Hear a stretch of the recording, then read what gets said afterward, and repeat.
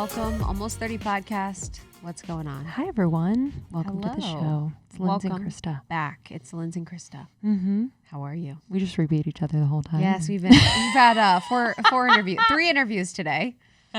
So we're a little funky.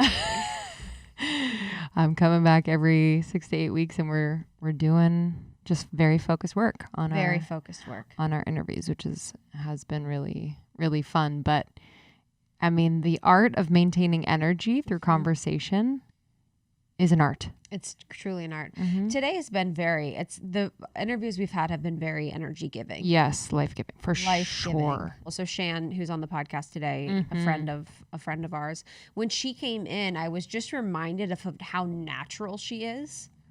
Yes. It is so unreal. It's just such a key element to success, and to her success is how natural she is. Mm-hmm. It's like easy to talk to out there, easy to talk to the whole time. We're hanging out, we're cool. Interview, it's like just full conversation that's natural and truthful and honest the entire time. Yeah. The creation of content with her is seamless. Yes. There's no, and I'm sure she has anxieties, but there's no anxieties around, okay, we're getting on a mic now and we're going to be in front of a camera now. And she's just who she is wherever she goes. I mean, it was so good to catch up. And honestly, every time I watch her YouTube videos, I'm obsessed with how Jared just rolls with it all. I know.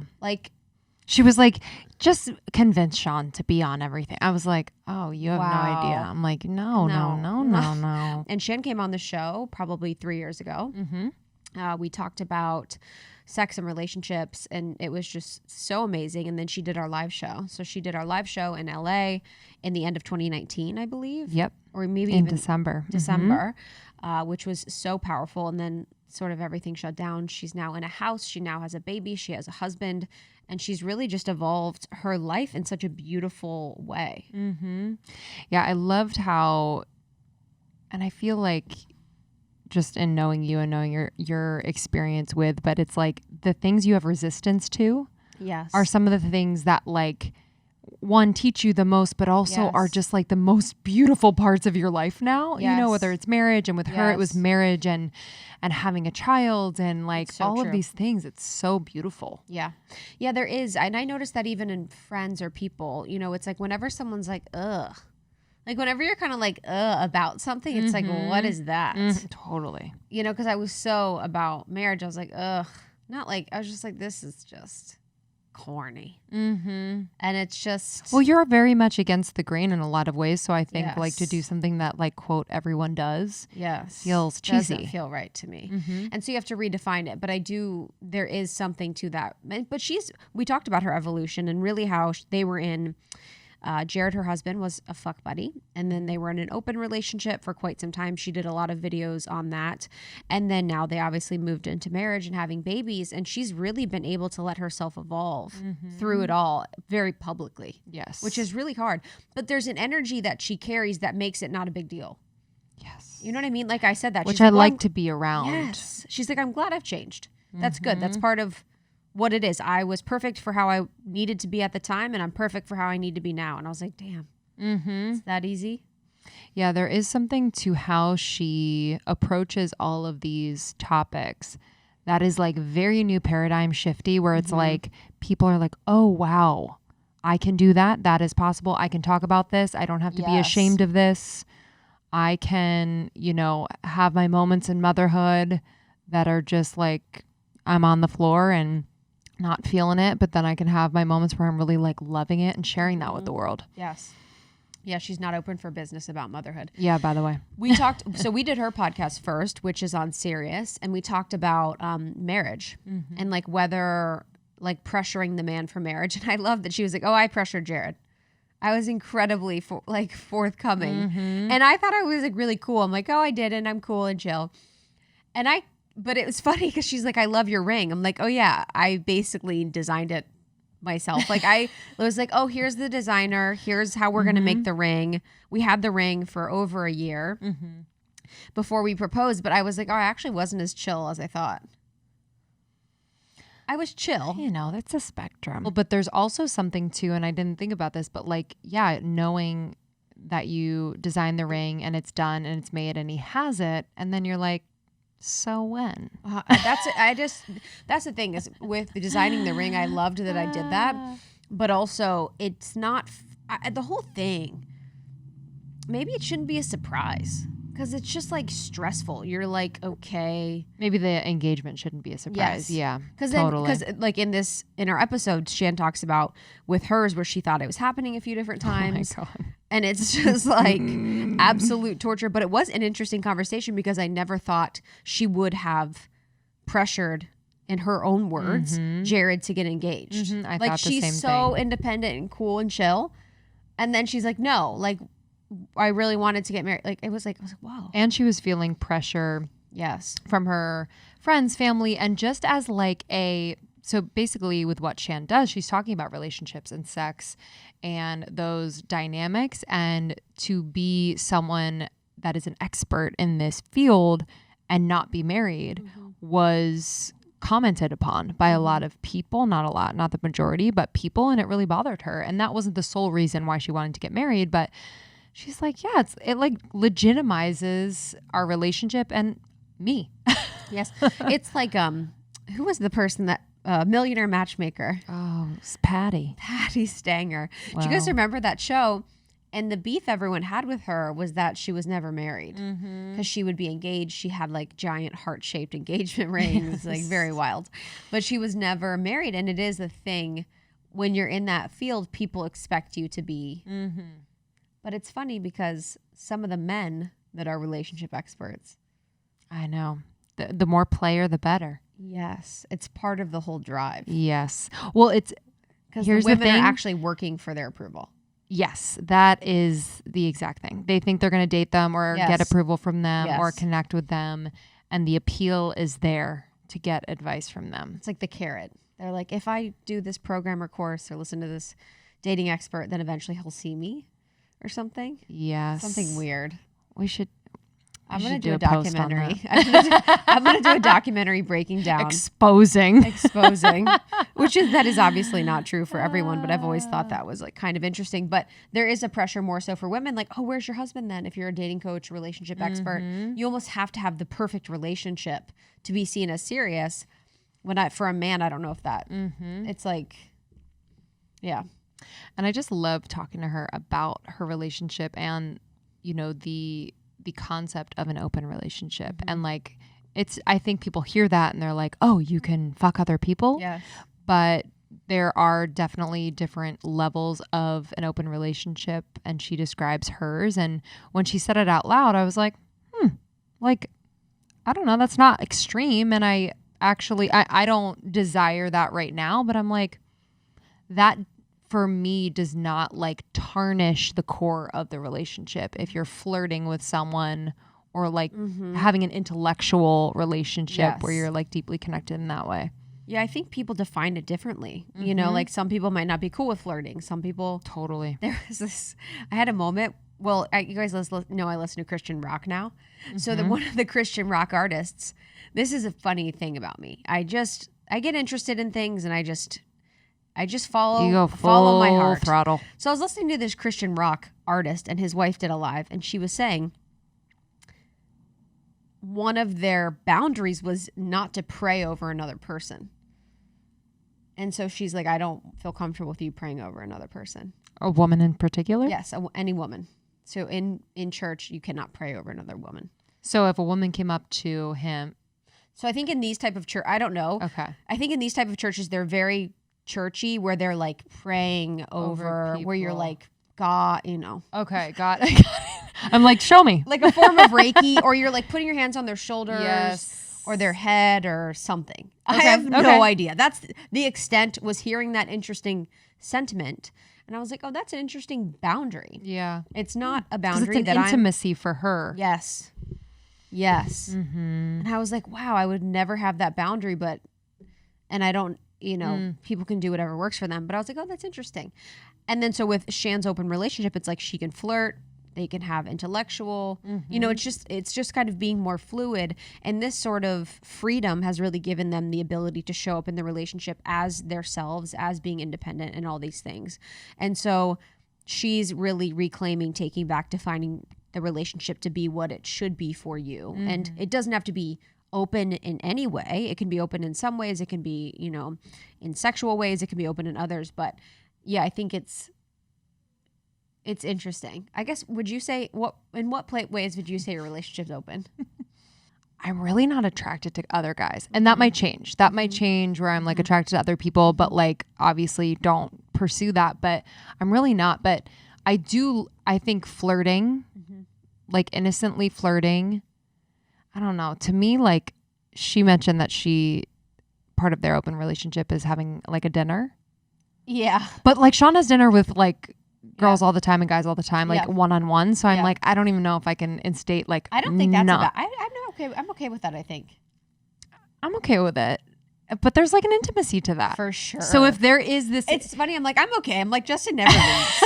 Like, dude, like this is like, I'm cool. I'm like, I try and get him to leave the house. He's like, I'm like, please. He's like your Siamese twin. Yeah, honestly, dude. I'm like, yeah, I think flirting. Yeah, I think intellectual, because I'm not going to be everything for him. Yeah. Do you know what I mean? And he is such an intellectual that like, yes, I can definitely connect with him on so many things, but there could be an intimacy there that might help and feed him, which he does have a lot of girlfriends, and he's always like very upfront and like introducing me to them and but I feel like that would be okay. I just don't have that urge right now, but maybe I will. I think the intellectual thing is cool. I think dinner's cool. I think flirting's cool. I think go one step further. Yeah. You're like, I think fucking's cool. Yeah, I think anal's cool. No, yeah, I think anything but sex. I don't know.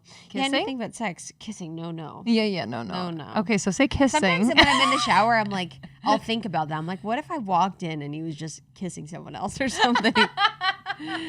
Like, have you ever done that?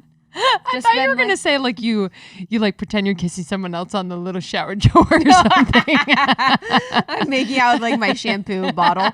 No, I just will imagine. I'm like, what if I walked? Yeah. You know how women do that? We're like psychopaths. We're like, what if I walked in my house and he was throwing some woman on the dining room table and fucking her? You just like we torture ourselves. Like we literally come up with fantastical ideas and torture ourselves. I don't know how I feel. We'll have a conversation about it tonight and see. Justin, and it's funny because I'd be like, I'm cool with whatever. Justin would be like, I am on a tight leash. If you asked him, he'd be like, I am not able to do anything. Like, it's like very varying discrepancy. That's another fantastical fantasy. Justin says, he's like, I don't have a type. Like, I have a type. He's like, my only type is hot girl. I'm like, boo, wrong answer. That's a big old boo. I'm like, back it up. Start over. I don't know what I feel like my type has more of that, like the swag of the type rather than hair color. It's like swag. It's factual. It's swag. It's a move. It's a it's a movement. Yeah. It's a movement. The way it moves in the pants. It's a movement that begins at 6'2". Also, all my short friends who are like 5'1" are like, I love tall. I'm like 5'8". Yeah, literally. You don't need to go that tall. Leave some for us, honey. Big girls need big guys. Okay. Let's have it. All right, let's get into this episode with Shan, one of our dear friends. She's Shan Boodram online. She wrote the book, The Game of Desire. It's incredible. You can listen to the other episodes we did together. You can search Shan Boodram Almost 30. And her new podcast is coming out in August. It's called Lovers and Friends. It's on Sirius XM Radio. I'm so excited for her. And if you're not subscribed to her YouTube, please subscribe. Her videos are our favorite. They're incredible. She's so open, her and her husband, and we're just such huge fans of her. So enjoy this one with Shan, and we will see you guys at camp. Camp is happening in 4 freaking days. We have thousands and thousands of you registered for camp. It's going to be incredible. It's all free. It's a free day basically masterclass with some of the best in the biz. Radhi Devlukia Shetty. We have Debbie Brown, Africa Brooke, Terry Cole, Aaron Abke, Lindsay and myself, Jazz the Moon Mother, some more from Yoga Wake Up. Damn, you got them. I feel like you got them all. I got them. I think, Elisa Romeo from Meet Your Soul. And we have, Adriana Ayales from Anima Mundi. So it's sponsored by Anima Mundi Herbals, which is a beautiful herbal company, Yoga Wake Up, and then Issue, which is our creative platform of choice. Yoga Wake Up is a really powerful yoga company for your phone, and it's just going to be the best. We cannot wait to see you guys on Saturday, July 24th. It is free. So go to almost30.com/camp and you can sign up. Space is limited. It is going to be on Zoom all day. And trust me, you will feel the buzz, the connection, the high, even though it's virtual. This is like our highest we've ever felt at an event. It's truly crazy incredible how expansive it is. Yeah. So can't wait to see you. Thank you all for listening. Make sure you subscribe to Almost 30 anywhere you listen to podcasts, so our new episodes are in your inbox every single week. Enjoy this one. Enjoy. All right. So we were talking about newfound mommyhood. Yes. The mommy. Shan Boodram The is mommy here. peanut gallery. Oh, it's not a peanut gallery. It is a, I want to say marching band. It's not. It's like, I don't watch enough war movies, but you know when they've got like an infantry. Are we in love? Yes. Yeah, it's a mommy infantry. It was nuts because we're accustomed to getting people's opinions for a living. Sure. And as we were stating, I'm grateful for that. I am nothing without the people's approval. So I need to know what people are thinking, what they like, what they don't like. So I'm very clear about that a big part of my job is to be a great listener to my audience. However, it's not part of my mommy job, right? Like my role as a mother is to nurture and care for my particular child based on her unique needs. Like there's billions of us on this planet. So we all know there's no one size fits all to anybody, especially when it comes to child rearing and raising somebody. There's a million different factors at play. So that's a specific area that I didn't necessarily feel like I was interested in the opinions of strangers who had very limited information on my health, my child's health, my goals for my children, my environment, etc. On top of that, my mom is a labor and delivery nurse and was for decades. So I always have trusted her when it comes to that. My sister is an incredible mom. Jared has a mom and a stepmom. We are just surrounded by matriarchal women, right? Or my dad even. Like I was surrounded by people who were giving me parent advice as is. So the one area I said for my audience, like I'm actually not looking to you for this. I'm not curious in that way. And if I was, first line of defense is my family. Second line of defense is going to be Google or maybe my doctors. So when I had the baby, it was as if people were jumping over an electric barbed wire fence to tell me what to do. And it was like frothing at the mouth to be like, don't do this, do that, the baby's hungry. And oh my gosh, that was the amount of comments you're going to get about the baby being hungry, as if that doesn't fucking occur to everybody when a child is crying. Like, she's crying because she's hungry. Like, yeah, when you're seeing 15 seconds on an Instagram story, you were not present for the other however many seconds a day it makes up aside from that. So yeah, that was the most extreme level of the need to give feedback I've ever experienced in any arena. And I was just not prepared for that. But I will say that I was really aggressive about fighting back and being very clear. Like, hey, my comments and my Instagram stories are turned off for a reason. Because my Instagram stories is not a place where I'm usually putting out professional content. It's more of just a casual look into my life. My professional content, I want your comments. That's why there's a comment section. So notice there's no comment section in my stories. So that's where my baby's showing up. So please respect that. And two, if you're unclear, I'm going to let you know. I don't give a fuck what you think. I don't want your opinions. I don't want your advice. I don't want your input. You have too little information for me to take on what you have to say. And even if, don't get me wrong, there are going to be people who have gems, I'm not willing to subject myself to that much opinions in order to sort through to get the one or two person who has something that's like, oh, that's a good idea. So I just let people know, like, stop giving me advice. I don't care. I don't want to hear it. I'm not interested. And after repeating that several times for a few weeks, like, people really don't give me advice anymore in this area. I'm very happy this way. What do you think that is with an audience and with someone like you who has such a big and loyal following, that when you experience a huge life event like giving birth, do you think it comes from a good place, an empty place from that? I don't know like what the psychology is. My sister described it as having like 400,000 mother-in-laws. There's just something like the mother-in-law, like the things my mother-in-laws have said to me have just been hilarious. And my sister has like the classic mother-in-law as well. So we really bonded on that. And they just can't help it, right? They just can't help but say things to you like, these socks aren't socky enough. Like, or they'll come over and the first thing they always do is criticize your breast milk, right? If the baby's not, in a great place, like, what did you eat yesterday? Have you been drinking? Have you done this? Have you done that? And so, or from the time that your baby is born, every mother-in-law is going to accuse your baby of teething. Like, she must be teething right now. Like, it doesn't work that way. But I think there's just something, I don't know, there's some kind of mother-in-law instinct that your followers get. I don't know what it is, but I think it comes from a beautiful place of nurture and care. Yes. And then especially if they have had a kid before, they want to feel like, wow, I went through a lot where I didn't know things, and I love and care for you. So I don't want you to go through those things without knowing. So let me inform you on important bits of information that made an impact for me. Yes. Yeah, there's such a communal aspect of motherhood that I think we're kind of missing in our modern day, where before moms would be in community together, they would be like in circle. And I think we're missing that. So I feel like people love to give their opinions in that way. And also too, I do feel like people look for approval from people that they really admire.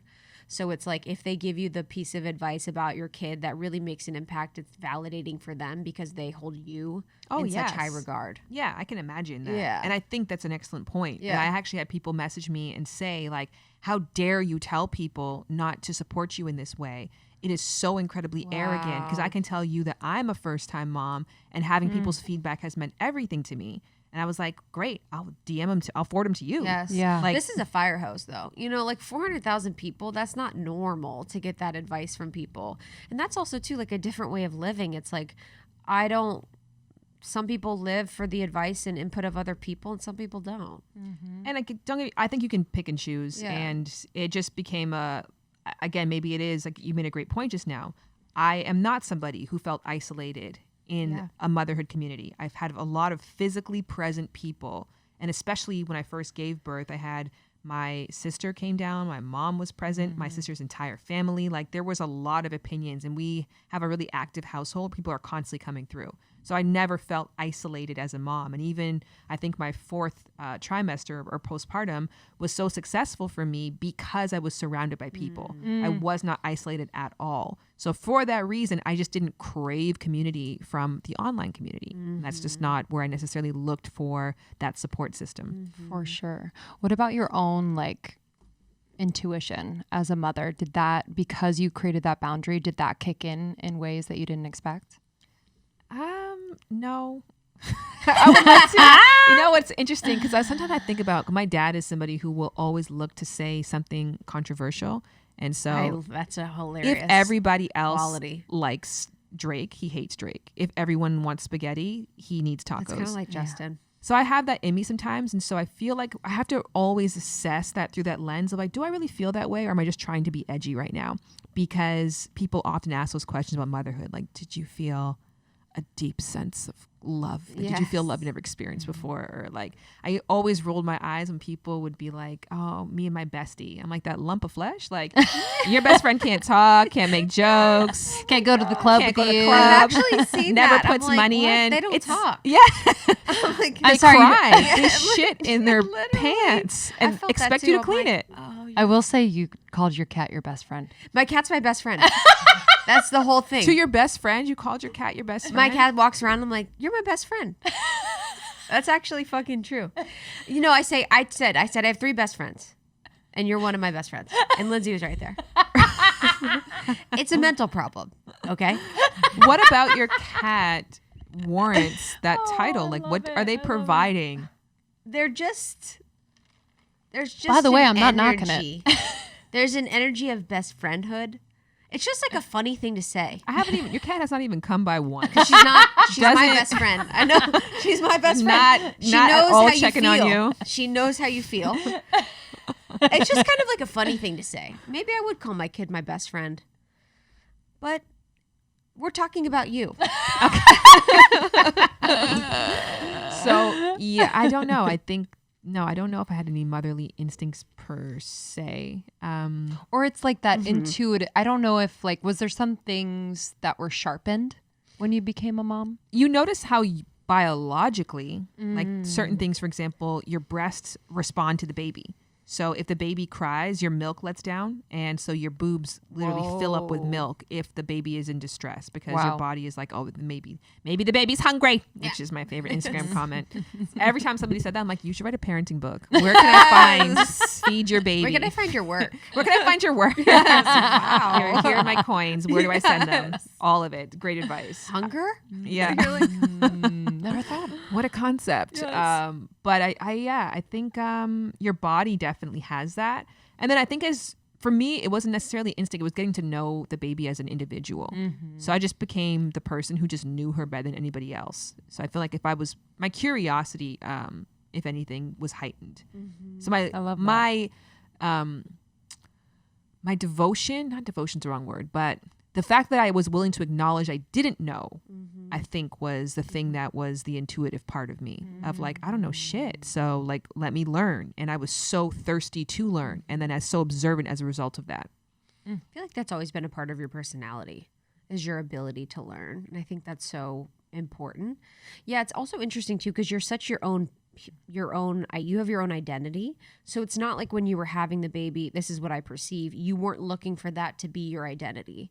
Oh, the opposite. Yes. So you were whole, and then you had this whole being. You brought this whole being. You and Jared both brought this whole being into the world. So it's kind of like this being, you're in discovery of the being rather than like making the being be your best friend, like my cat. Yes. You know, like, Or like they are me, I am them. Yes. Like, I'm going to let you evolve and grow. I'm going to evolve and grow as a mother. We'll evolve and grow side by side, but it wasn't like you were looking for that to fulfill you. Oh, 100%. I actually read a book that was called The Art of Loving. It's by Eric Fromm. One of the things that just like, I remember bookmarking this, and I read it to probably anybody who would listen. I did a video on it actually, but it was talking about the difference in the kinds of motherly love.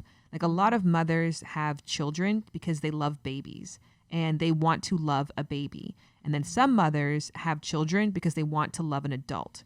And that so deeply resonated with me because the reason I wanted to have kids was so that I could share with somebody what I've acquired, my relationship, love, knowledge, resources, so I could scaffold them into becoming an incredible adult. And so the drive was to create something to be separate from me, where a lot of people have a child to have something to be a continuation of them and to fill in the gaps for them of their own life. Like love me the way that I couldn't have been loved before, like me in the way that I wasn't liked before, be there for me in a way that I haven't experienced before.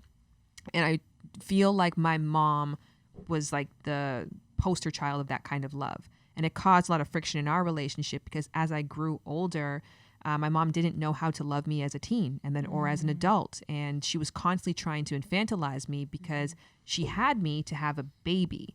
And then when I grew up, she was like, well, I don't know what to do with you now. And I just never wanted to have a kid for those reasons. And do you think like so much of their purpose was in that period of time of being the protector, the provider, the example for you? And then as you evolved into a teen and older, it's like they lose sense of like, for sure. So what's my purpose now? Yes. And absolutely. how do I, so it's like being able to relate to you, yes, but then it's also like that purpose becomes a little more murky, like, what's the next thing? What's next thing for me? Exactly. And I think, or what's next to become of us? And it was a really bizarre thing for me because I remember growing up, I would tell my mom, I'm in love with you. And I meant that. And my mom was an incredible mom to me as a kid. And then when I became a teen and it wasn't like that, I was like, what changed? And I realized the problem was that nothing changed, that she was still trying to love me that exact same way that she was so successful in, through my childhood years. And what changed is me. I had matured. And then our relationship didn't mature along with it. I think we still struggle with that to this day. If anything, having a kid may have been the first time that me and my mom were able to relate as adults, maybe in my entire adulthood. Wow. Yeah, there's that individuation period that happens when you're in high school, where you're like, okay, I'm trying to become an individual outside of our relationship. And sometimes it gets a little sticky because you're like, you have to rebel or you have to like fight. You have to sort of disagree. But it is interesting because a lot of parents and mothers, I feel like, will have children in service to them. And oftentimes I've seen, I don't know if you guys have seen this with men, where the mothers have the son because they're not fulfilled by the husband. Mm-hmm. And then the son is almost like their pseudo I was going to talk about this with you, Lindsay, because your partner is coming from a single mother. Mm-hmm. My previous relationship was like that, and he was 100% the husband. Yo. Like, that was her man. Yep. Wow. That's nothing grosser. One time we were like, I had that too. We were sleeping together in bed, and we weren't hooking up or anything, but it was like 4 a.m. and she came into the room and was like, "Where's the remote?" And was like, "Where's the remote?" at like 4 a.m. when we were in bed together. Who? Not me and my partner were in bed, and the mother. Your came previous in. one or previous? Yeah. Okay. Previous, yeah. And I was like, "Wow, this is not." Oh, I lived with And he wasn't my pissed. partner at that time, and the mom used to sneak food into the house because she was so accustomed to cooking for him, and so I had to ask her to politely. I'm like, "Hey, we live together now, and I'm just really trying to establish our own flow and our own, like, what do we want to eat, rather than like constantly having like your leftovers in the fridge." And she just wouldn't take no for an answer, and then used to find ways. It became a weird thing too, where like they'd smuggle food in. It just became this big to-do. That shit is like. You're like, is this from Costco? Yeah. I love that too, because it's like, okay, and then completely like, I'm not doing that. Right. Yeah. Yeah. Like, I will not respect. You don't that. know better than me. Listen, we're not going to go into this story. The boundaries. The long way, but I remember he was coming back from a trip and he took a bus there. And so I was trying to call him and he wasn't answering. And I was like, "Oh, what time is he supposed to come in?" I was like, "Let me ask his mom." And I was like, called her and I was like, "Do you know what time he comes in?" She's like, "No, but don't worry, I'm already here." I was like, "What?" She's like, "Yeah, I'll pick him up." And it was like 8 a.m. He was not going to come home till like 7 p.m. Like, as far as I knew, it was the evening or afternoon. But I guess she wanted to like claim her spot. Like, I will be the one to collect him. And it was winter in Canada. That's a lot of Tim Hortons you got to go through. Shout out to people from Toronto, you know what that is. It's a lot of Tim Hortons to go through in that waiting period just so you could be the one to pick up your son. So, and I'm done venting on the topic. Let's move on. I know. Let's not talk about our exes. Yes. But that is the one. But when you and Jared got pregnant and you decided to have kids. Ooh, I like that wording. What? When me and Jared got pregnant. I'm actually trying consciously to do that because I keep saying, I'm like, my wedding, I want to be more of a we person. So thank you. What was that like? Like, what was your journey through pregnancy and even now having a child, like with sex, with your intimacy, with your communication? Like, how has it evolved? Oh, I mean, it's so fascinating because it's so many changes within a very short period of time. And so forget the fact that your communication style or the way that you get turned on or where you have sex has to change, but like your attitudes when you view each other. So nothing is the same. And it literally every week is different because your body's always doing something new, or the baby's doing something new and like her sleep. So it's been a really phenomenally fascinating time. I will say proudly, like yesterday we had sex in a storage closet at home. Fuck yeah. That was great. And I was like, Love these are the things that I dreamt about as a child, One day. Because she was napping? She wasn't even napping. We just had somebody upstairs for his brother comes and helps us during the week. So his brother was upstairs playing with her. And he was sitting on his computer, came and sat in his lap. And then we like looked at each other and then we started. And then he was like, "Let's go in the storage closet." And I was like, yeah.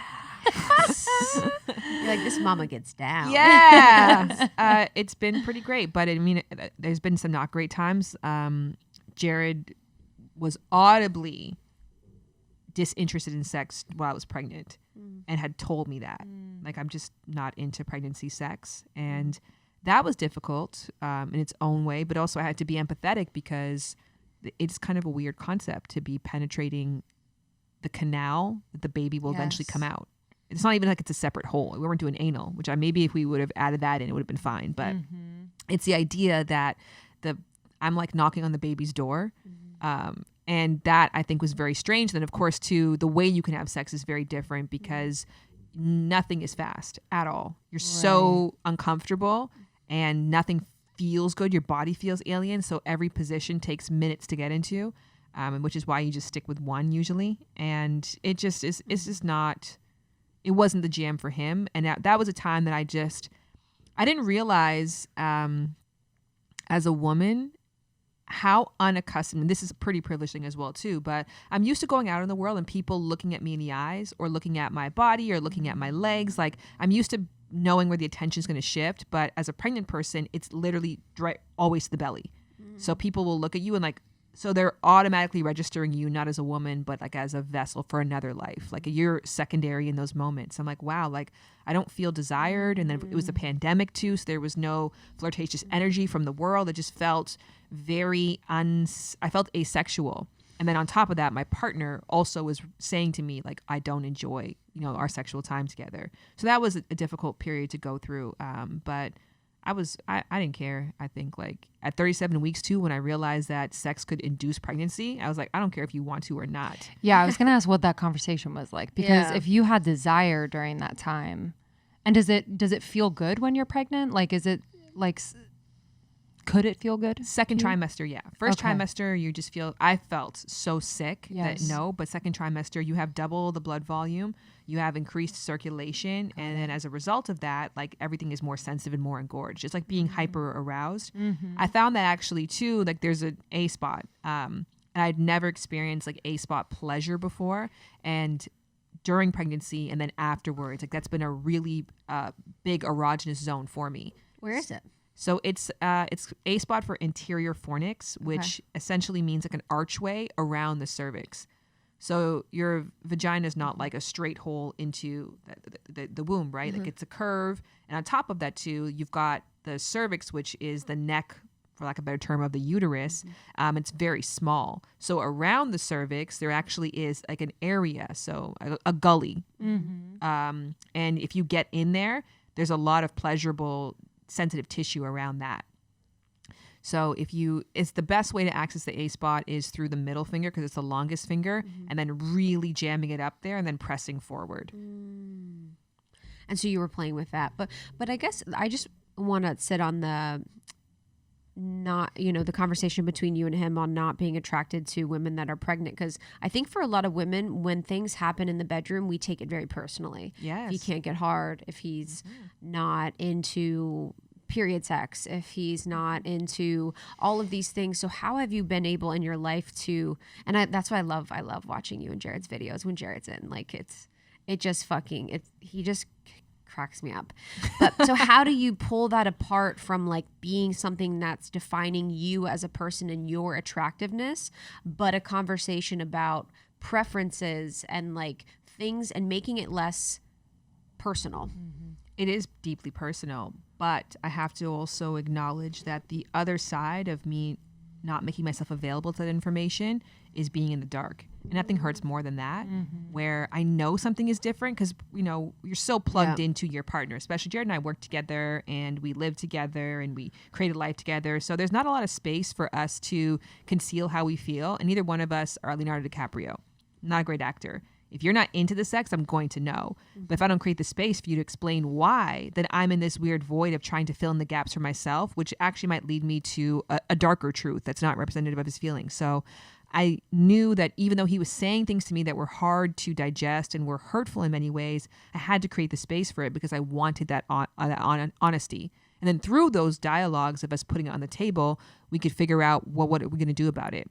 And what we did about it was like, okay, well, those are your feelings. Those are completely valid. However, I still have to have sex because the way that this prolactin works, like the way that I want to like get this baby out of me, like it's still important. And also too, like orgasm was a way for me to alleviate a lot of discomfort in my body. Mind you, I started like the womanizer became my best friend. Like the past couple of weeks, I was like, you know what? I can't even rely on you anymore. You come when you come, but I'm coming with or without you. Yeah. So that became a thing too of like me reclaiming a lot of my like masturbation time because we had different priorities during that time. But it was definitely a tough thing. And we had put out a video where we talked about that. And it was interesting because he got really judged for being vocal about that. And then it's like, as much as sometimes people's truth is inconvenient, Yes. and we can acknowledge that, but what's on the other side of it? Yes. You can't force yourself to like something that you Yes. don't. You can reframe it in your brain, but even through the reframing, you're aware that I'm consciously reframing this. I think it's an interesting thing. I mean, because if we were said with women have preferences and we want this, people be like, oh yeah, women have preferences. But if a man has a preference, you're like, what? Men like to fuck everything. You know, it's Yes. kind of that concept and Yes. idea too, where you're For like, sure. you're not going to just fuck anything. Like, how? Oh, we're like offended. Like there's that, which I don't think is fair. It's not fair at all. I mean, because on the flip side, if I said I'm not into pregnancy sex and I'm turned off by Exactly. you right now during this Yes. time, people would be like, oh, of course. Of course. That makes perfect sense. Yes. And nobody would have a thing to say about it. Yes. I mean, mind you, like I said, even though we felt the way we felt, he still listened to what my body's needs were and was like, I'm going to be a participant, but I'm going to let you know that I may not be the one initiating because it's not pulling me in the way that it used to. And so that was the kind of the negotiation that we had. So I think that it is, I mean, it's worth talking about. Obviously, the person can't be mean or malicious about it. Of course. And that's a big thing. Because I will say that, like, a big thing for me during pregnancy, too, is I was working on a show at the time. And I was getting changed 4 times a day because we shot You look 250 so episodes. fucking good. Oh, thank you. Dude. But Unreal. the constant commentary on my body was overwhelming. Every outfit that you put on, oh, it's tight here, it's pulling here, oh, this. And every time you walked out, oh, look at the belly, look at this, look at that. Oh, you've grown. It was just constant commentary and nitpicking on my body. And so I think 6 months pregnant, Jared told me my breath was smelling weird. I can't tell you how much that crushed me. Like I think I slept apart from him for like 4 days because I was like, I can't be looked at anymore. I don't want to be judged. I don't want anybody around me who's going to be assessing and judging and like, you know, just constantly just being like, well, how is her body different? How is it responding? So yeah, it definitely was hard. And I think that was a good lesson for him because maybe you can have that truth, but sometimes also too, it's like the suck it up factor of it, of like, how important is it for me to share this and at what cost? Yes. Yeah, I was going to ask you about your relationship with your body. Like, did you have a conversation with Jared before you guys got pregnant around just like, I know you didn't know exactly because this is your first time being pregnant, but like the changes in your body that were going to occur and just kind of what to expect or like how you guys would stay in communication or what did that look like? Yeah, I mean, like I struggle not to talk. I think some people have the other problem, but especially what I do for a living, I'm like, this is, oh my God, I'm like on the ground research. I'm You're getting like, this to, is a video idea. this is amazing. Everything. In fact, we're filming this. Yes, honestly. So I was like thrilled. I'm like, oh, we get to like experience new things and learn and new information. And I actually was thinking the other day because I have had every conversation possible with Jared. Like, Yes. what would you do if we broke up? What would you do if we were unicorns? What would you do? What was the first time you thought that you loved me? When you know I was your wife? Like every question possible. What was your best orgasm? So sometimes like I run out of things. I'm like, what other question can I ask? You know, like what was the best blowjob I've ever given before? What was your favorite meal with it together? And that was like all this fresh material, like so many new topics. So I really loved, I think that part of it, and I leaned into it. I find that I have the opposite problem of having to scale back because even now I'm breastfeeding and Jared doesn't interact with my breast the way that he used to because he characterizes them as like Ryu's boobs. Like it's kind of bizarre because of the milk coming out. And then I'm sure I know I have milk stains on my bra right now, which means they probably have milk taste on them, even if I'm not lactating at the time. But I was like, I want you to look at them as sexual because on top of that, they're phenomenal. I know. I was gonna say. They're juicy, I'm licious. like, what do you mean? I pumped just before too. If I didn't, you'd see they're phenomenal. They're- So I'm like, and plausibly, my boobs are not going to be the same after I stop breastfeeding. They're going to be deflated and just very different. It's like now is the time to do all the titty things. Like we had for our first time titty fucking was when I was pregnant. Because I'm like, they can go together now. That was not possible. So you don't before. want to hit our daughter's head, but I'm going to do another orifice. I'm like, look Makes at sense this. to me. And so he's like not interested. But then I also noticed that I overshare about my breastfeeding experience with him. Like, oh, the ache, the discomfort. Yeah. Look at this new bump on my nipple that I got. Like, look at this new thing. Like, every time that I had an experience I wanted to share, but I was like, how can I ask him to sexualize them? But I'm constantly reminding him of the other duties that my boobs have. If you are creating content online and you are getting tripped up when it comes to repurposing content for different platforms, let me introduce you to Issue. So Issue transforms your content into beautiful readers, Instagram stories, any piece of content can be translated for different platforms using Issue, and they make it super, super easy and also just beautiful. We've used this for a few of our programs. I used it for The Sacredness of Being Single to create beautiful readers for my program participants. They loved it. So if you're wanting to make a really good first impression with your content, Issue is the all-in-one platform to do that. They create it and distribute it. It's beautiful digital content, so you can create marketing materials to magazines, to flip books and brochures and more. So let's do it. PDFs are outdated, and Issue just makes the content so much better. And it's easy. Even I can do it. You know, I'm not really tech savvy, but I was able to drag and drop and create. It was so cool. You can start using Issue for free, but they also have premium features that give a more customized experience. So get started with Issue, ISSUU, today for free. Or if you sign up for a premium account, you will get 50% off when you go to issue.com/podcast and use the promo code almost30. That's issue.com/podcast. Use the promo code almost30, ISSUU.com/podcast.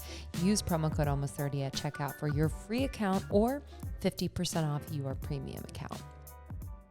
And then she tried sex gummies. Y'all, okay. Sex gummies were my gateway into the world of House of Wise. You guys, this is a female-owned company. Amanda Getz is awesome. We actually invested in this company. So excited because we truly believe in her mission and her story and her products. They are unreal. We've been in this game for a while, trying a lot of different CBD products, and hands down, Amanda's products at House of Wise are the best we've ever had.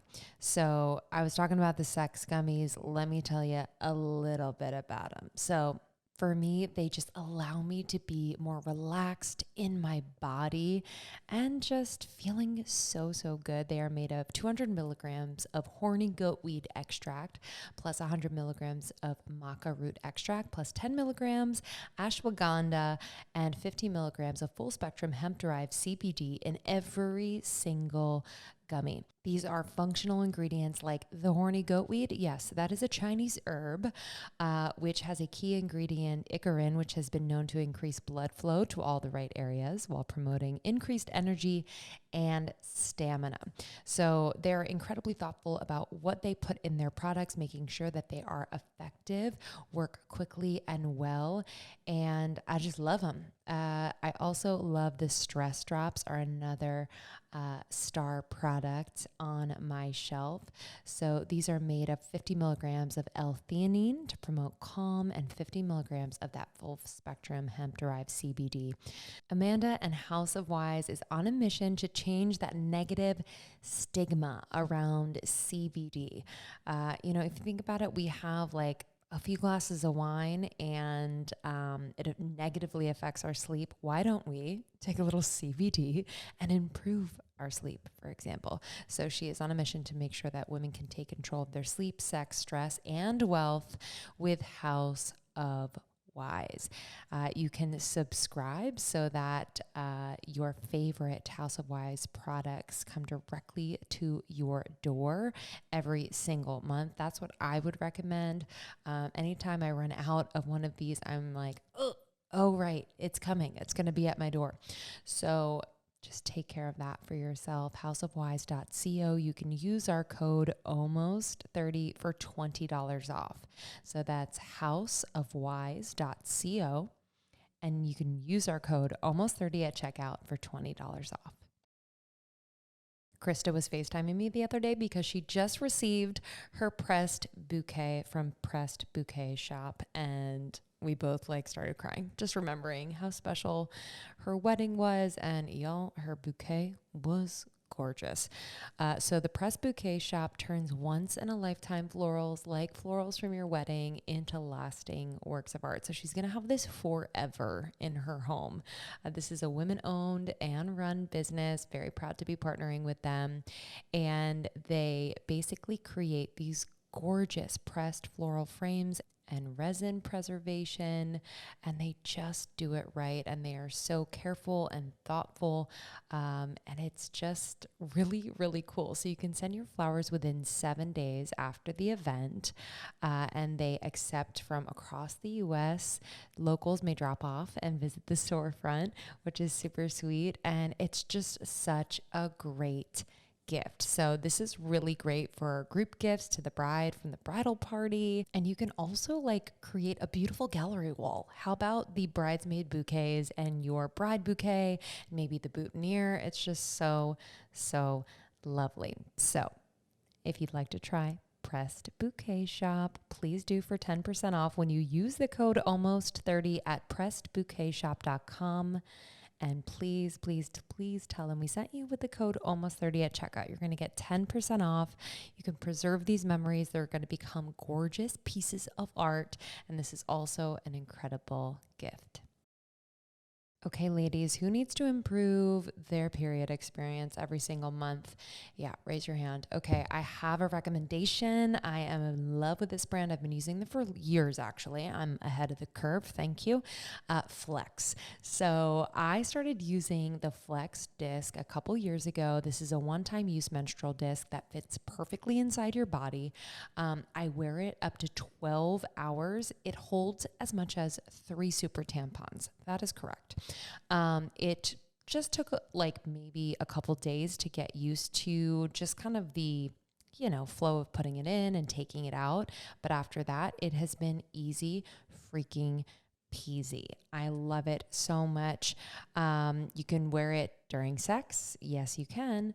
And your sheets will thank you for that. That's for sure. And they also have the new Flex cup. Highly recommend if you are a cup user.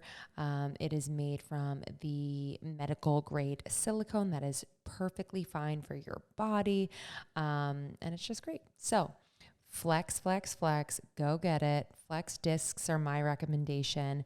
They create 60% less waste compared to pads and tampons. So yeah, this is good for the environment. If you want to try and get a discount, you can say goodbye to your cramps, put sex back on the table, and lend Mother Nature a hand. Go to flexfits.com/almost30 and use the code almost30 for 20% off Flex disc starter kits or 10% off your first Flex cup plus free shipping. Say that 10 times fast. So that's flexfits.com/almost30. Use the code almost30 for 20% off Flex disc starter kits or 10% off your first Flex cup plus free shipping. Living in New York now, I am obsessed with convenience, and Thrive Market never disappoints. I've been a Thrive Market member for a few years now and have saved so much money. I checked the other day, and over the life of my membership, I have saved nearly $700. What? Yeah. What I love about it is this membership can suit your lifestyle. So you can do it monthly or annually. And I honestly find so many products that I've never tried before through Thrive Market. I kind of consider them like the vetters of the best products ever. And so everything from, shower care to house cleaners to my favorite pantry items, snacks, you name it, they have it. And I'm just really proud to introduce this to you. If you haven't heard of Thrive Market or you've been meaning to sign up for your membership, this is your sign. They are just on that mission to make healthy living easy and affordable for everyone. And what I really love is they have a give back component of their membership. So for every membership they are doing Thrive Gives. So they have a match. Every paid membership sponsors a free one for a low income family. How freaking cool. I just wanted to shout out some of my favorite Thrive Market products right now. I am digging the Thrive Market non-GMO grain-free puffs. The vegan nacho is the bee's knees, okay? They're so freaking good.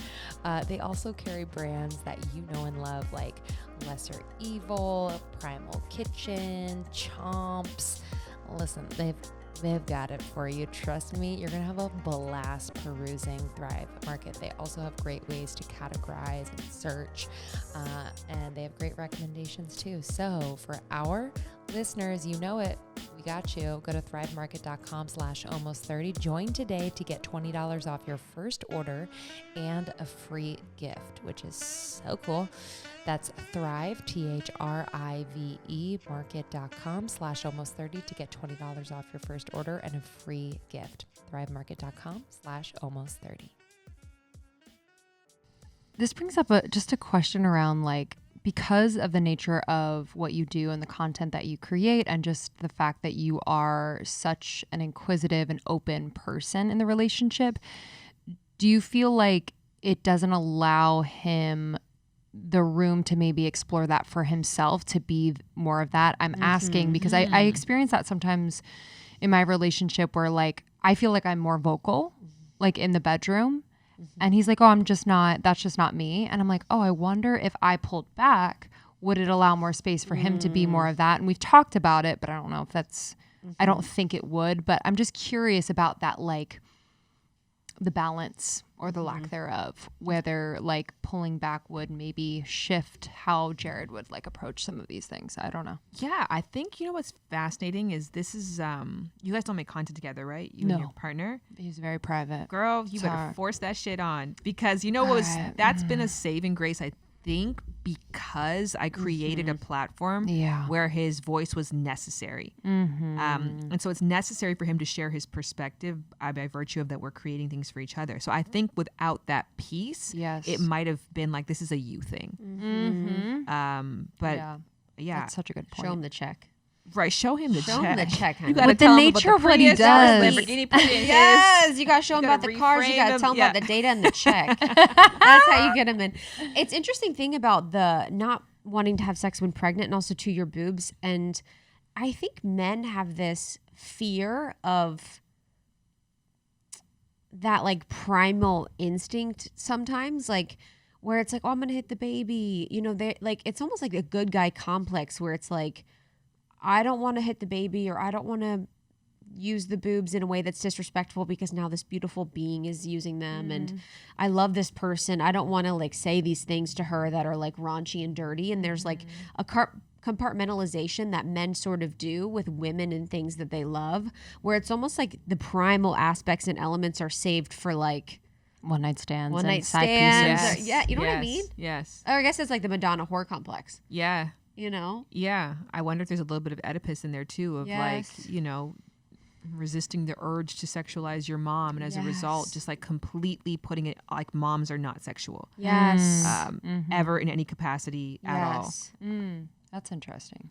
But I think that you have to, you know, there was a Afrosexology, they had this really beautiful activity which was a bunch of words or descriptors like safe, dominated, sensual, sexy, slutty, fascinating, magical, and it said choose 3 words that describe how you want to feel during sex. And that was a really great activity for us to do, because it was to be like, not what do you want to do, which is a big thing, you know, what do you want to do anal? Do you want to fuck my boobs? Like what I love in the video, because you're like, all right, Jared, so there's this really cool thing, and he's like, well, we already did it. Yeah. he's like, well, this is cheating because we already did this. And you're like, no, we're gonna model it for them, and we're gonna do it. He like cannot lie. Like he couldn't lie. He's like, but we've already done this. I know. He's like ruining it.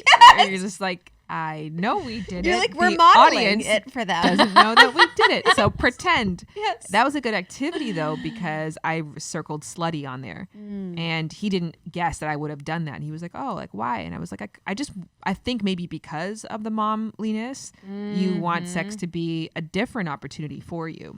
And I also too, I think, to be completely honest, grew up with that idea in my head that men will want sex from outside partners if they feel like they can't be that raw carnal part of themselves with their primary partner. So I never wanted to create a space where we only had like one type or style of sex, where I wanted to be like fully expressive for both of us. So I think it's like been a challenge to force him out of that idea of like, I can only be made love to, because sometimes I just want to be someone's little slut, you know. Totally. I'll never forget. We were at Goodfest. We saw you at Goodfest. This is when we first saw you, and you were talking about your fantasy. The jail fantasy. Yes, my favorite. I was like, I'll never I think forget that's mine. that. Literally, you're like, I'm That's wearing a little skirt. No one's touching me. Yes. Like, and that was, it's just so, I was like, damn, because I've never thought about my fantasy. Oh, what is your fantasy? I've never thought about it. I still don't even know. You've had some time. I've had That was some years time. ago.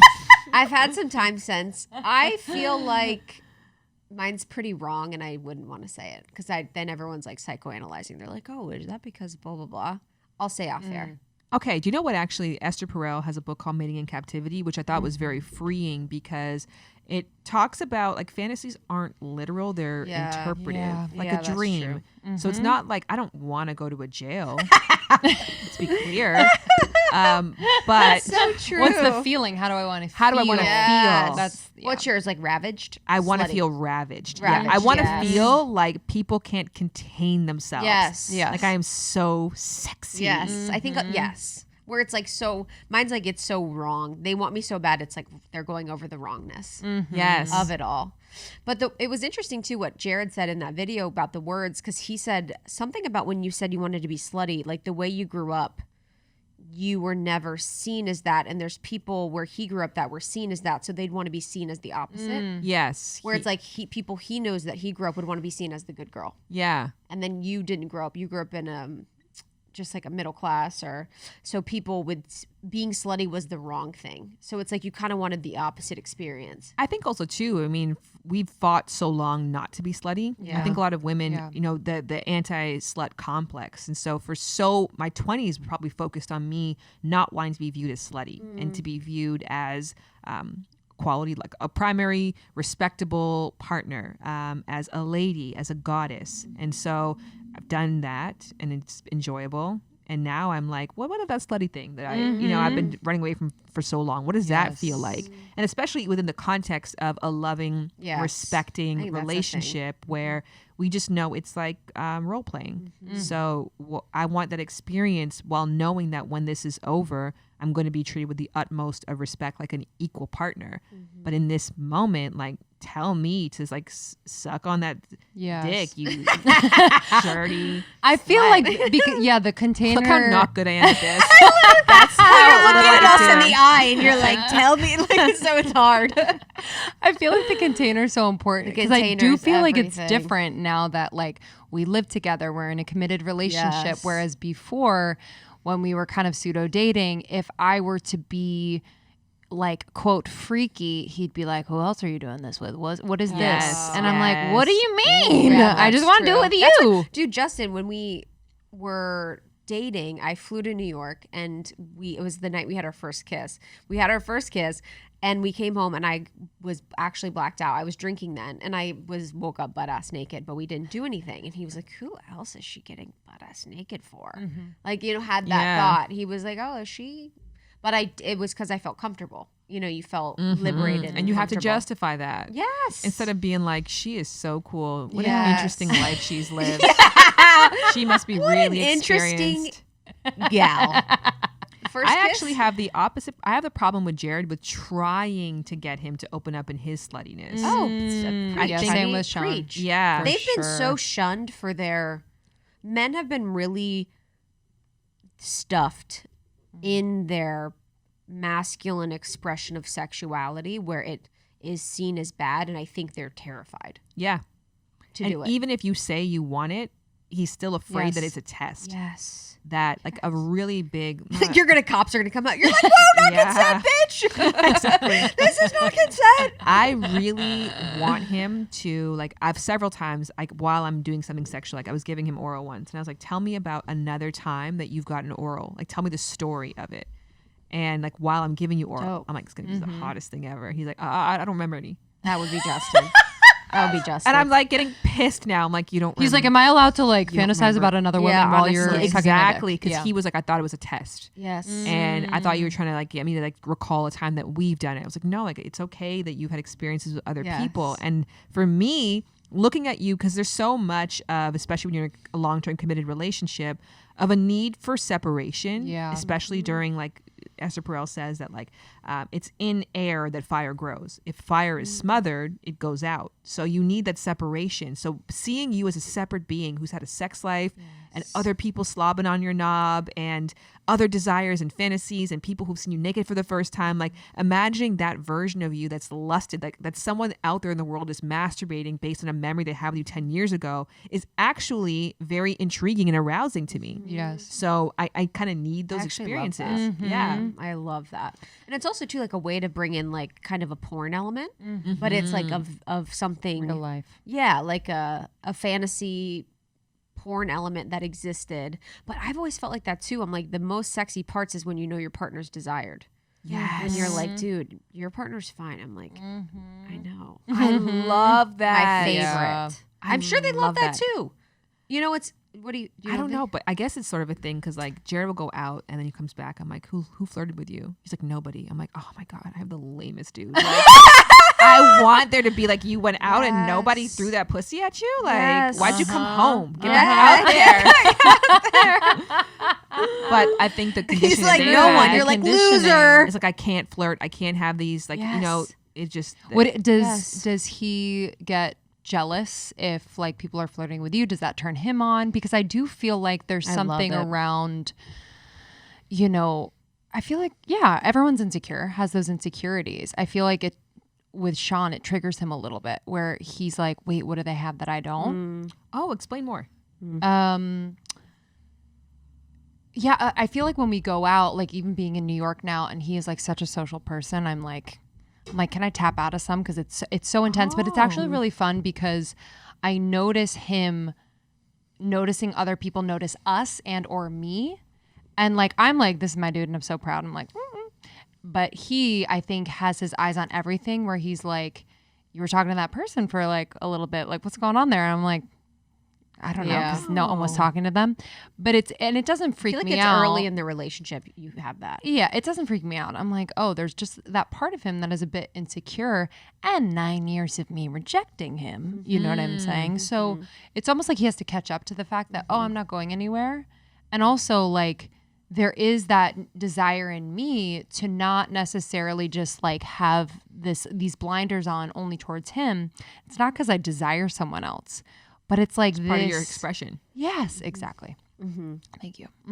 I know. It's interesting. I love, like, if there's ever someone that wants to talk to Justin, I like walk away. I'm like, yes. Me too. And then Justin will come like hide behind me. He's like, dude, I'm like, have I neutered you that much, dude? Like, we were like, you know, but it's like one of those things where you want what you can't, you know. If I had a man that was like out every night, like talking to chicks, I'd be like, oh, what the fuck? But because he doesn't, but it is like, yeah, that desire element. And that's what's hard about when you've been dating for a long time, is not having that as much. And we don't go out like the way we used to. Like when I lived in New York or the first years in LA, you're at clubs, you're at bars, you're kind of in the situations where that was present, where people could hit on them, or you know what I mean? And we don't really have that as much anymore. So it's like, how could we find that sort of polarity in relationship when we've been dating for a long time? Because that polarity is like where you find attraction. Yes. Yeah. But I guess, jealousy like has a high function in, it has a function in terms of pair bonds. Like it has an evolutionary function, and it is a cue that you look at your partner as somebody worth guarding. So there is something to be said about jealousy is a sign of a healthy relationship, or like a healthy desire to maintain the relationship. But it depends, because some people can take it overboard. Right. So Jared's not jealous at all, which is good for me because I'm very flirty and it's good for me Yes. based on what I do for a living. But there are times that you're like, oh, you really don't care at all. Okay. It's not it doesn't bother you or just, Yes. no, it's fine. Just, yeah, do your thing. And you're like, okay, like, Okay. I'll show you. Literally.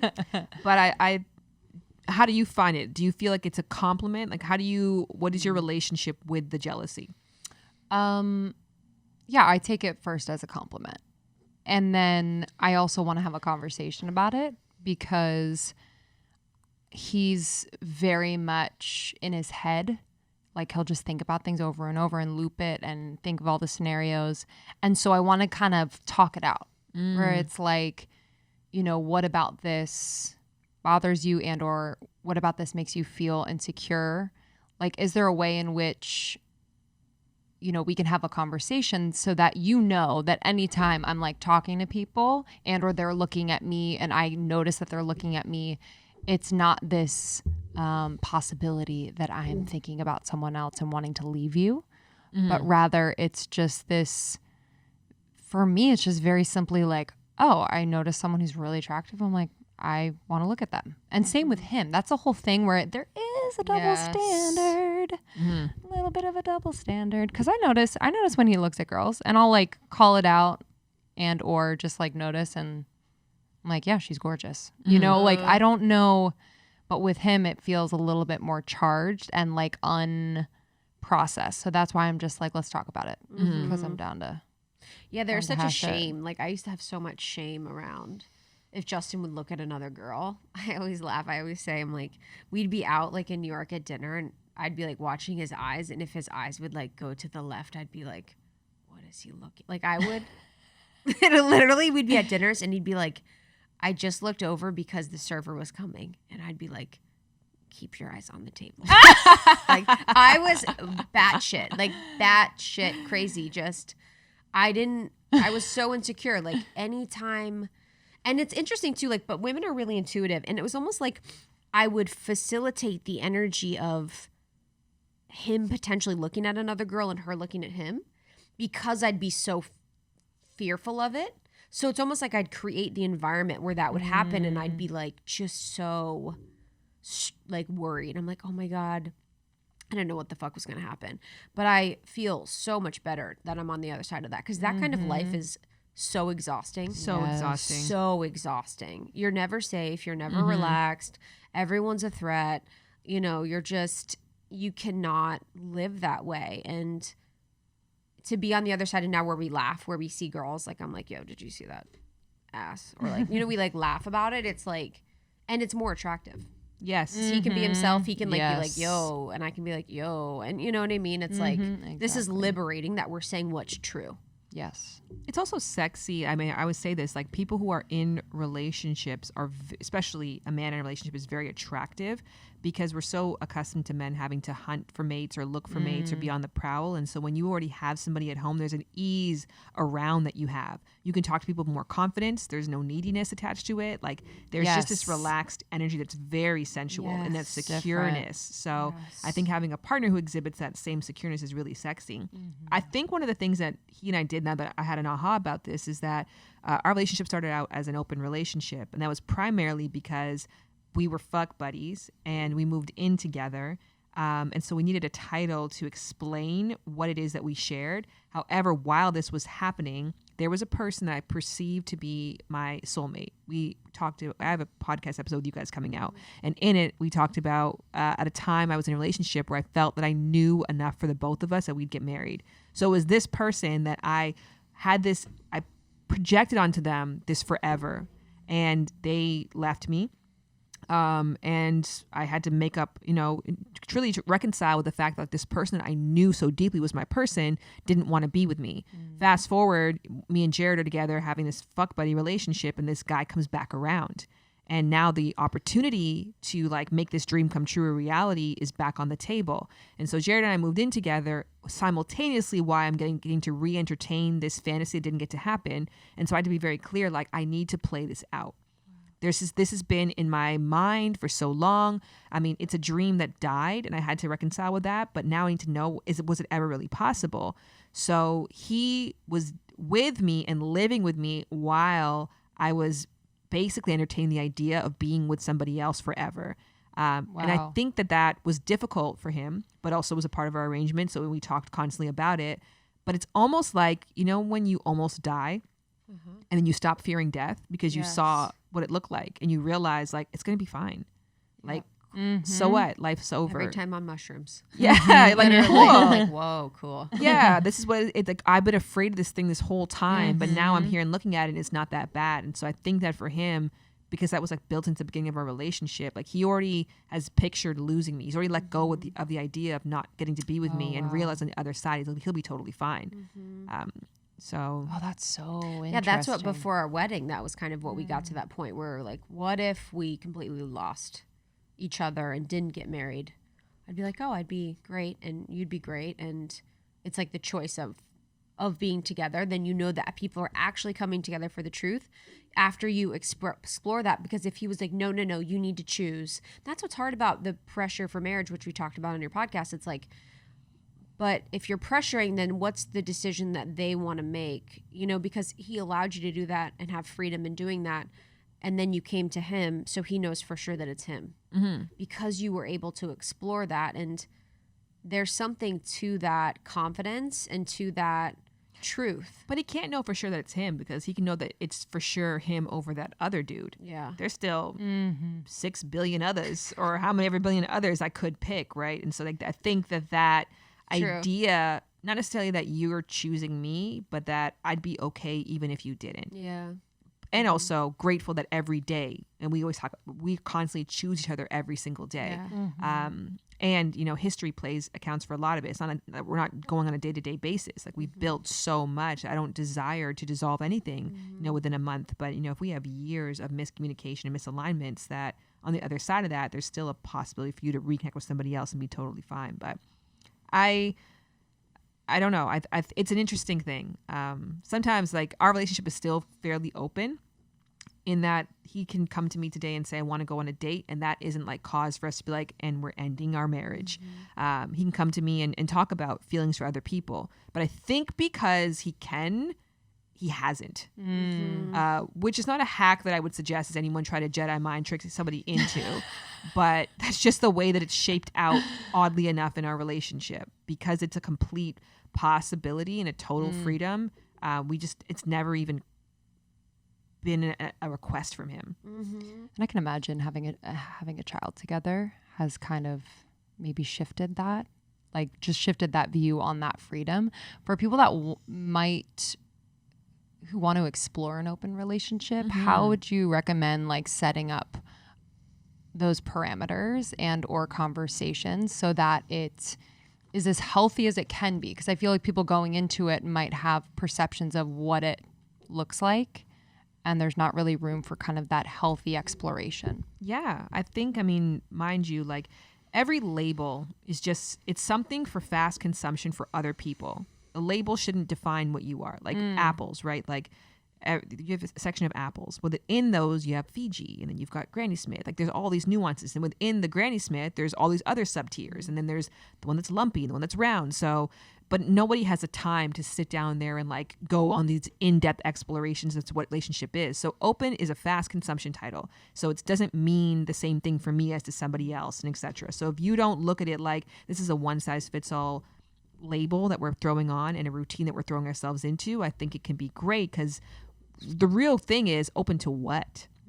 Like, what do you want to be open to? Are you open because you enjoy sex with other people? Are you open because you enjoy flirting?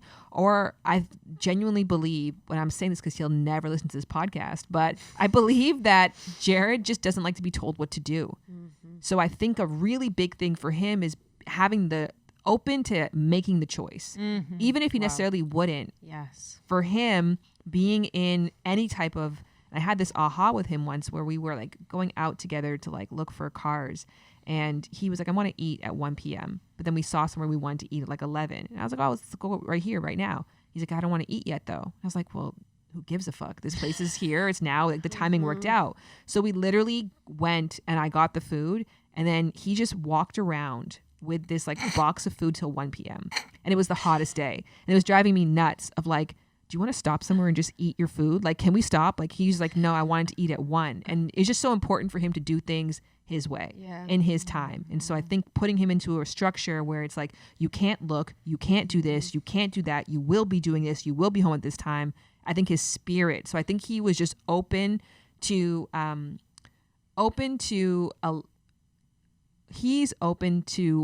being with somebody who trusted his own decision making. I'm open to flirting. I'm open to going to dinners. I'm open to intellectual relationships. I'm open to desire from other people. So that's what's great about our alignment is I don't think what we're open to is offensive or puts the other person in a state where they wouldn't be comfortable. Now, if you're open to flirting and I'm open to one night stands, we're not actually aligned, even though we both want an open relationship. Yeah, 100%. Seeing that journey too of your open relationship was like, I just love watching your evolution with everything. It's like so truthful and so cool. And I feel like it was such a powerful thing for so many people that are in open relationships and exploring and not wanting to put labels on it. And yeah, I do feel like there's a lot of people within our community, especially women, that are looking to have threesomes or looking to just explore.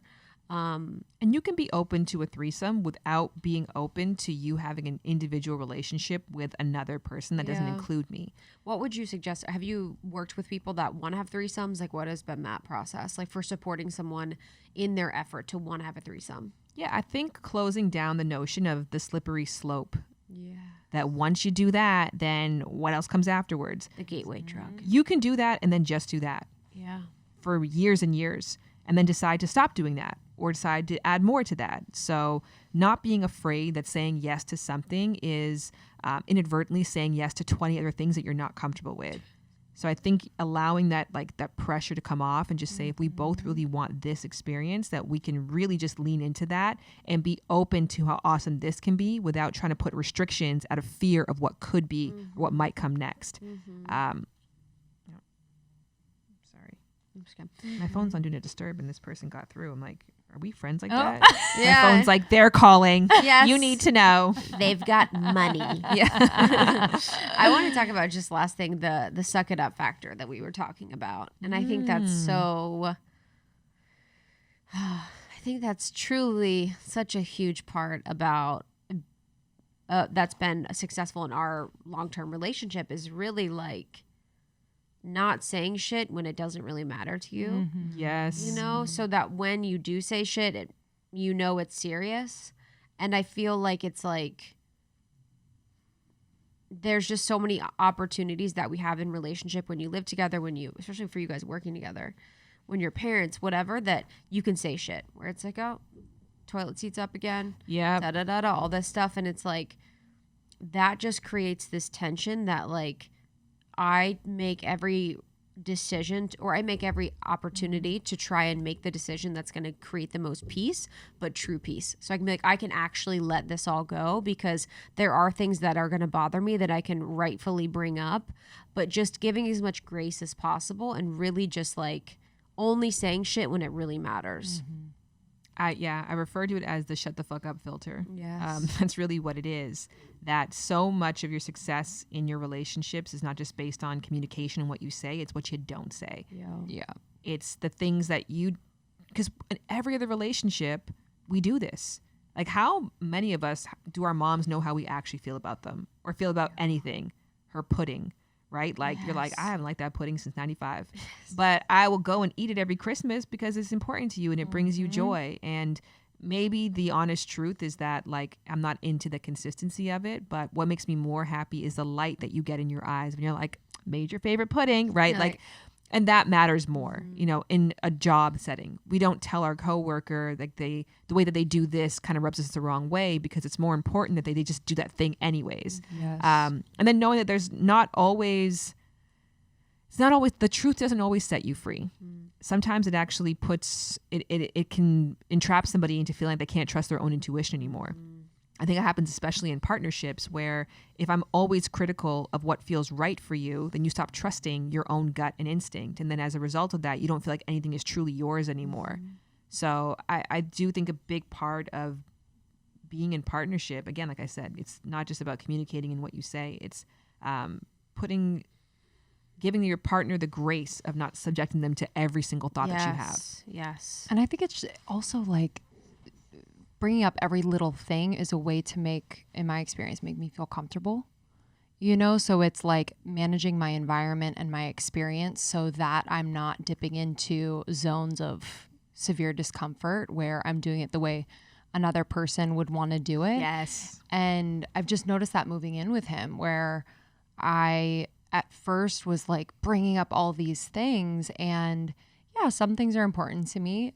And so much of that was me, one, like moving across the country, wanting the comforts and wanting to not feel like super disoriented.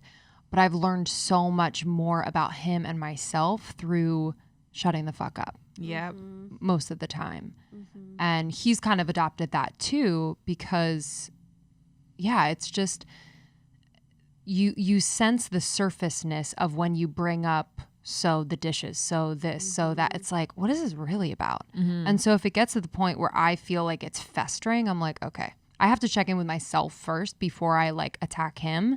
It's like, what is this really about? Is this about respect? Is this about whatever? So yeah, I've been noticing that a lot, like my resistance to being uncomfortable in a way that's like probably good for me. Yeah. You know? And it's a fine balance, because some people are hearing this and it's very triggering for them, Yeah, because sure. if anything, like they want to express more in their relationships. Sure, they want sure. to be heard more in their relationships. And so, I mean, one of my favorite experiments that I did in the Game of Desire was the one where it was the agreeableness versus disagreeableness. And essentially, this person went out on a date and agreed with everything their partner said. And then afterwards, the person didn't really feel a draw towards them, because you don't trust somebody who agrees with everything that you say. It's just not possible that we have all the same opinions. And then they went on a date with someone, they disagreed with everything the person said. And then the entire time you feel combative. Like I have to fight for every single sentence, every nuance, every detail. But the true magic was in disagreeing for half of the date and then agreeing for the second half. And then it was like a relief that somebody felt, where there was like this beautiful arc to the way you connected, where now we got to a place where I've won you over in many ways, or that we've come to an understanding. And so that to be said, I mean, you don't have to obviously be so clinical about it, but there's a balance to be struck. I think what we all have in common here, and the reason why we are entrepreneurs, is because we are very accustomed to expressing ourselves. And in business, especially, disagreeableness is a strong trait, because it makes you a path paver. It makes you a thought leader, because you're always like, well, what about if we did it my way instead? And that my way instead is the heart of entrepreneurialism. It's also the death of a lot of healthy relationships, because you're constantly fighting against and with your partner. So you don't need this advice if you have the opposite problem, where you're a people pleaser. Sure. Then you need the speak the fuck up filter. Yes. Yep. Yeah, it is very personal, because it's like I'm not critical, but I'm just very like, oh, this could be better. This could be da-da-da-da. And On my tombstone, they could write, this could be better. oh my God, dude, It would be I will accurate. stay at 5-star, $1,000 a night hotels. And I'm like, oh God, what is up with that painting? This could be better. Yeah, honestly, that's my favorite game actually on vacation. I'm like, this is amazing, but this could be better, and how? Yeah. Like, I love this could be better. But yeah, I completely agree. Subjecting a person to that, though. Oh, 100 miserable life. Torturous. I Yeah. mean, think about my psyche insight into my psyche. This could be better. Imagine an internal dialogue with myself. What are you excited about right now? Oh, I have a podcast coming out. I'm not sure when this is coming out, but as like I said, in the making since 2006. Yes. Before podcasts were a thing. Yes. Have you never had one? No. What? Yeah, I've never had a podcast. Every time feel we've like seen you, you're- it's coming out. I know. I love you. That's what I'm saying. It's been in the making for a But long I mean, time. let's give credit to like your incredibly successful YouTube I mean, and shows and honestly, Facebook TV yes. shows. I mean, it's Honestly. Well, I on and wouldn't on. be here if I wasn't popping. This is a Yeah. poppin' Poppin', honey. podcast. You guys only have the best on here. Yes. So I'm excited about that, because I'm just excited for it actually was I'm going back to school. I'm in school right now. I'm actually only finishing my degree right now. Wow. I got a diploma in my early 20s, and then I graduated college, and then ever since then just did certifications and associates. And then now I was like, I kind of want to go for like my doctorate. And so I got to this point because I'm finishing my degree next month of like, what do I want to become next? And it was a really great question for me because I was like, do I want to become a marriage and family therapist? And I was going for that for a while, but then I was like, my thing in life, I am a professional thinker and a professional questioner. I don't want to be a practitioner because the responsibility of somebody who is, somebody's individual health and their mental health is dependent on the way that I interact with them isn't necessarily how I think I can best service the world. How I best service the world, I think, is like being a thought starter and being somebody who questions. And so I look at the podcast as an opportunity to do that, to like put out these thought starters in the world, to start interesting dialogues with people that they can then take away and say, how does that apply and not apply to my life? Not in a prescriptive way, but just in like, that's interesting. What does that mean to me kind of way? I don't think I have that really anywhere else. I think a lot of pressure on the shows I've done, and even in the past as an expert, it is very like prescriptive of like, what are you telling me to do? And I don't know. I don't want to tell people what to do. I just want to talk to them. I think the podcast is giving me that freedom to do that. Yeah, you're gonna crush Lovers and For Friends sure. on Serious, right? Yes. What? I was gonna ask you about your Yes, degree too, promote because your last friends. time we were talking about that, and I was wondering how that was going, and I was because I remember you being like, I want to be more legitimate. Like, I want to be more. Yeah. It's a pattern. You want to be more legitimate. This could be better, bitch. I know this could be better. This could be better. that That's applies our to new me podcast. every Literally, day. this could be better. Damn. All right, we love you. There's 2 more Thank episodes you. with Shan you guys can listen to, and then Lovers and Friends is out now on Sirius. 2 more episodes. Am I staying more? We know you've been on 2 You've other been episodes. on What do you mean? live show and at our old Oh, studios. I'm like, are we staying? In Let me the know. archives. Yeah, literally. You're like, I need to pump. yes. You're like, my titties are. All right, we love you. We love you. All right, guys. We'll see you later. Bye.